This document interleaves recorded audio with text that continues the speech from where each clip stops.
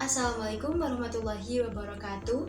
Saya Siti Ismatu Zahra dengan NIM 231101030056. Saya dari kelompok 3 kelas C2 mata kuliah Teori Belajar dan Pembelajaran yang diampu oleh Bapak Bahrul Munif, SHI MPDI. Di sini saya akan membahas atau menjelaskan tentang apa sih teori belajar behaviorisme dan bagaimana penerapannya dalam pembelajaran. Pembahasan yang pertama adalah definisi teori belajar behaviorisme. Teori memiliki pengertian sebagai konsep yang digunakan dalam mengembangkan segala sesuatu atau peristiwa tertentu. Belajar sebagai usaha pendidikan untuk mencapai perubahan seluruh organisme, baik tingkah laku, kemudian kepribadian, dan lain sebagainya sebagai akibat dari latihan atau pengalaman yang telah ia lakukan. Kemudian behaviorisme berasal dari kata behavior yang artinya cara bertindak. Behaviorisme di sini adalah mengamati tingkah laku yang tampak terhadap peserta didik. Dalam pembelajaran, behaviorisme menganggap bahwa setiap individu itu merupakan makhluk yang reaktif. Maksudnya, di sini peserta didik akan memberikan respon terhadap lingkungan di sekitarnya.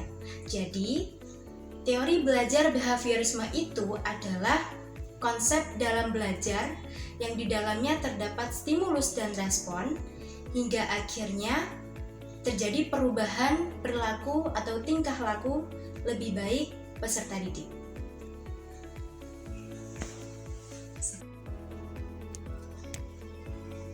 Selanjutnya, di sini ada tujuan belajar menurut aliran teori belajar behaviorisme. Tujuan utama di sini adalah mencapai perubahan perilaku peserta didik yang lebih baik. Kenapa begitu? Karena untuk mengukur keberhasilan belajar dalam teori ini adalah dengan mencapai perubahan perilaku peserta didik yang lebih baik, begitu. Nah, kemudian di sini ada kelebihan dan kekurangan teori belajar behaviorisme.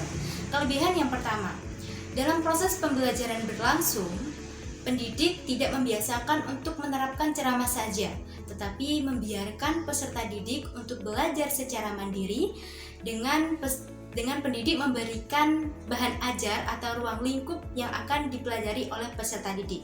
Di sini peserta didik bisa mengkonsultasikan apabila ada kekurang pahaman atau ketidakjelasan dari bahan ajar yang telah diberikan, begitu.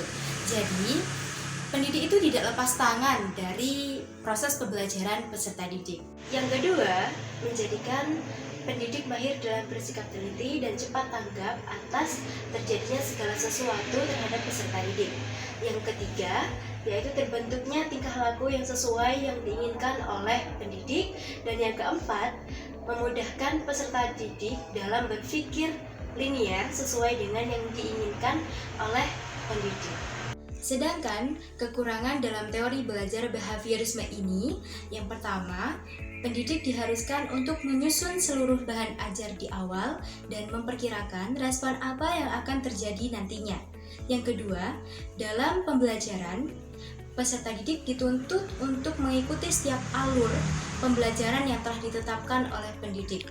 Yang ketiga, dalam pembelajaran cenderung mengesampingkan penyimpangan yang terjadi dalam stimulus dan respon, di mana meskipun pendidik itu memberikan stimulus yang sama terhadap peserta didik memiliki respon yang pastinya akan berbeda satu sama lain.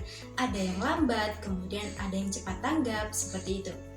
Yang terakhir adalah sering terdapat siswa yang merasa kurang nyaman atau kurang senang dengan sistem pembelajaran seperti ini, karena mereka mungkin tertekan dalam proses pembelajaran ini.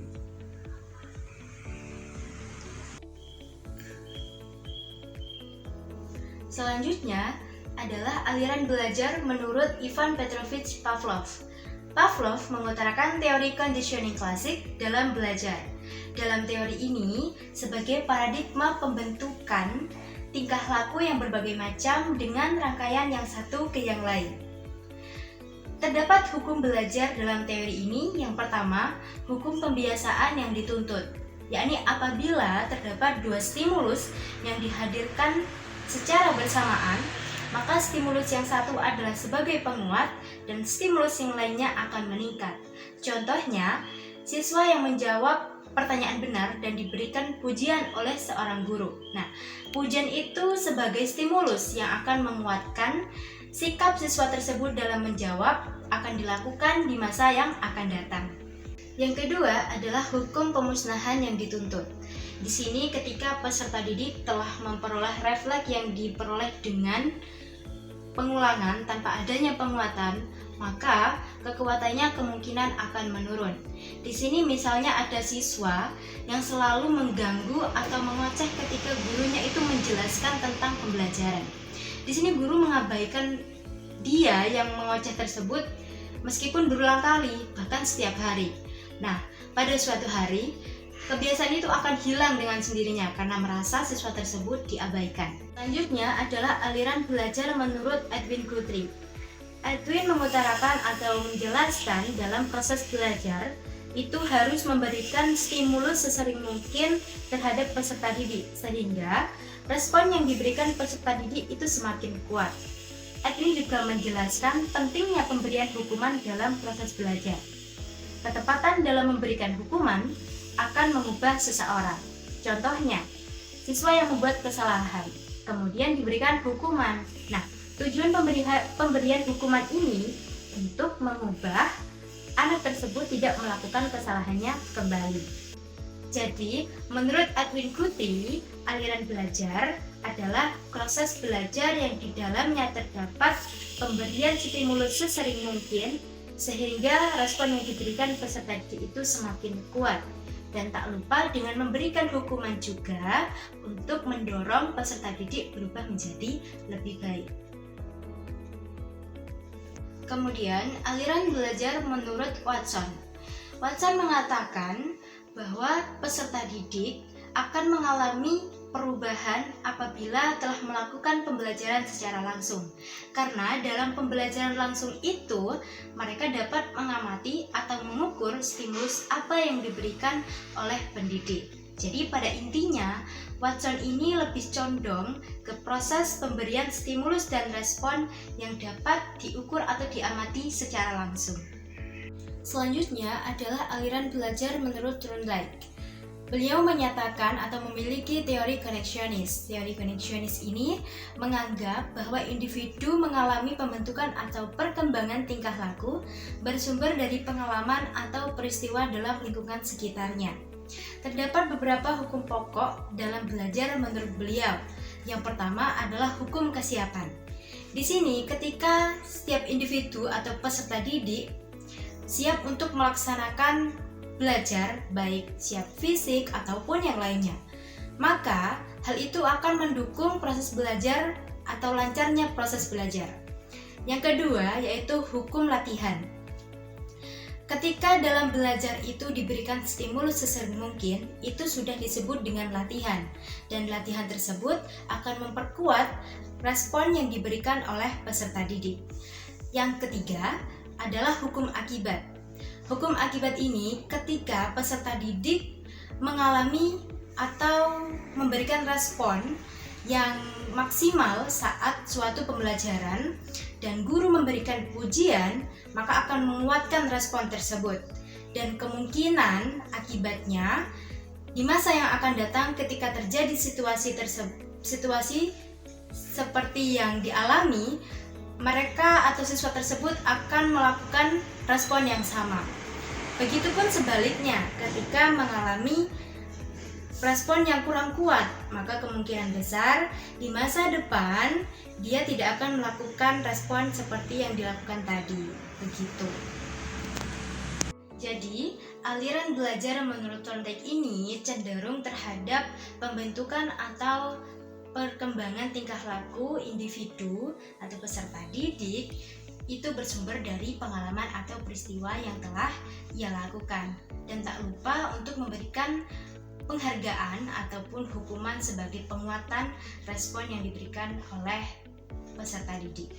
Selanjutnya yaitu aliran belajar menurut Skinner, merujuk pada pembiasaan perilaku respon yang bisa dilakukan dengan metode dalam belajar, baik dengan perilaku responden yang dihasilkan dari stimulus yang spesifik, atau setiap stimulus itu tidak pasti secara terus-menerus menghasilkan respon yang operan.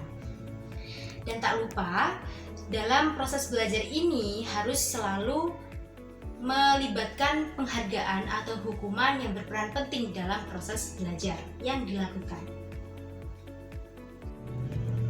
Selanjutnya yaitu aliran belajar menurut Clark Rule. Rule ini memprioritaskan betapa pentingnya keseimbangan kebutuhan biologis dengan pemuas kebutuhan biologis.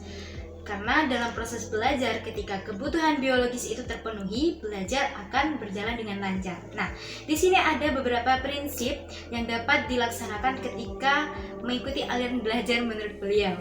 Yang pertama, yaitu kesiapan atau keseimbangan kebutuhan biologis. Ketika peserta didik itu sudah makan, sudah tidur, semua sudah siap dan badan dalam keadaan sehat, dia akan bisa mengikuti pembelajaran dengan maksimal. Yang kedua, ketika menerapkan stimulus dan respon, pendidik itu harus mengkaji unsur organisme yang ada sehingga bisa memperkirakan respon apa nantinya yang akan terjadi. Kemudian yang ketiga, penguatan baik positif atau negatif yang harus selalu ada dalam pembelajaran. Clark Rule ini sangat memprioritaskan ya antara keseimbangan kebutuhan biologis dengan pemuas kebutuhan biologis. Ya, seperti yang saya jelaskan tadi, ketika sudah terpenuhi semuanya, maka pembelajaran bisa menghasilkan peserta didik yang maksimal. Yang terakhir di sini ada penerapan teori belajar behavioristik dalam pembelajaran. Behavioristik atau disebut juga behaviorisme. Jadi keduanya adalah sama konsep dalam pembelajaran yang mengacu atau fokus pada perubahan tingkah laku. Nah, ada contoh rinci penerapan teori belajar behavioristik ini dalam pembelajaran matematika. Nah, langkah pertama yang bisa dilakukan adalah guru akan menyusun bahan ajar yang akan dijelaskan atau dilakukan pembelajaran kepada peserta didik. Kemudian, guru akan menjelaskan kepada peserta didik mengenai bahan ajar yang telah disusun. Selanjutnya, guru memberikan stimulus berupa pertanyaan yang sesuai dengan penjelasan tadi. Selanjutnya, peserta didik akan memberikan respon terhadap pertanyaan tadi. Nah, guru akan mengukur perubahan sampai mana perubahan peserta didik ini terjadi. Kemudian, guru bisa memberikan penguatan berupa positif ataupun negatif di sini untuk menguatkan perubahan tadi. Kemudian, guru bisa melanjutkan semua tahap pembelajaran, bisa memberikan contoh, kemudian pelatihan untuk memperkuat respon mereka. Dan akhirnya mereka akan terampil dalam hitung-berhitung dan memiliki perubahan tingkah laku berupa hitung-berhitung yang lebih baik. Dapat dilihat dari yang saya jelaskan tadi bahwa guru memegang peran penuh dalam pembelajaran ini, dan guru akan selalu mengusahakan agar peserta didik sesuai dengan apa yang diharapkan oleh pendidik. Terima kasih untuk yang sudah menonton, and see you, bye-bye.